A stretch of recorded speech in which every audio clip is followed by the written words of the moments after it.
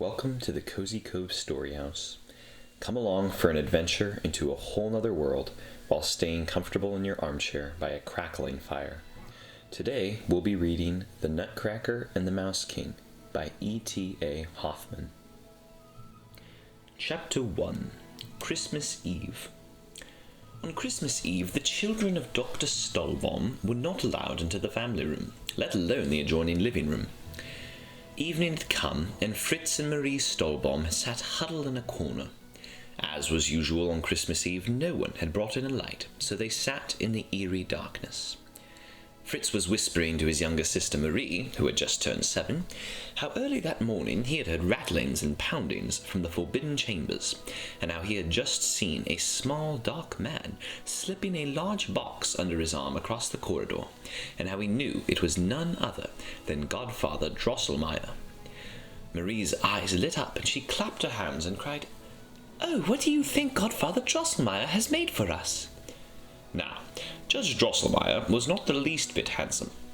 He was small and thin, with a face full of wrinkles, and where his right eye ought to have been, he wore a black eye patch. He had no hair at all on his head, and so he wore a cleverly made white wig of glass threads. In general, Godfather Drosselmeyer was a clever sort of man, who knew a great deal about watches and clocks, and even made some himself. When one of the Stolbaum family clocks was sick and couldn't sing, Godfather Drosselmeyer would come and take off his glass wig and yellow coat and put on a blue apron. He would then stab all sorts of sharp instruments into the clock. Marie felt sympathy pains, but the clocks weren't at all hurt. In fact, the clocks purred and sang as joyfully as ever, which made the whole family happy again.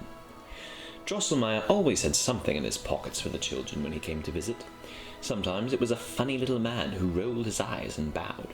Sometimes it was a box from which a small bird hopped. And sometimes it was something else. But every Christmas the judge would go to extra effort to create something spectacular. So spectacular that the children's parents would put it away for safekeeping afterward. "What do you think Godfather Drosselmeyer has made for us?" Marie anxiously asked.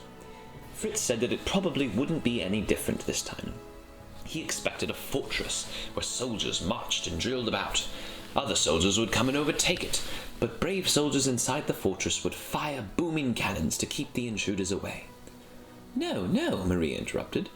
"Godfather Drosselmeyer told me of a beautiful garden with a big lake, with beautiful swans swimming around wearing gold necklaces and singing pretty songs. Then a little girl comes to the lake and calls the swans and feeds them marzipan." "Swans don't eat marzipan," Fritz said scornfully, "and Godfather Drosselmeyer can't make a whole garden. Besides, they always take what he gives us away. I prefer what Mama and Papa give us. We can keep those and do what we want with them." The children continued to guess and wonder. Marie pointed out that her large doll, Madame Trudy, was more awkward than ever these days. She fell on the floor time and again, which put nasty marks on her face and was getting her dress filthy. She tried scolding her, but to no avail. Also, there had been the way Mama had smiled when she saw how happy Marie was with the little parasol from Gretchen. Fritz pointed out that his father was quite aware that his stables were missing a chestnut horse and that he was short of an entire cavalry. The children were certain their parents had bought them many wonderful presents, and that through the blessings of the Christ child, who looked down upon them with kind, loving eyes, Christmas presents were much better than any other presents. Their older sister Louise added that the Christ child, who brought them gifts through the hands of their loving parents, knew much better what they would like than they, so rather than wishing and hoping, they should remain patient and quiet. This gave Marie pause for thought, but Fritz muttered, "I'd still like a chestnut horse and some hussars." Night had fallen, and Fritz and Marie huddled together in silence. It suddenly seemed there was a rushing of wings and a distant but beautiful music. A bright light touched the wall, and the children knew that the Christ child had flown away on shimmering clouds to other happy children. At that moment a silvery bell rang, and the doors flew open. "Aha!" The children froze as they stepped on the threshold, but Papa and Mama led them inside by the hand. "Come in and see what the Christ child has brought you,"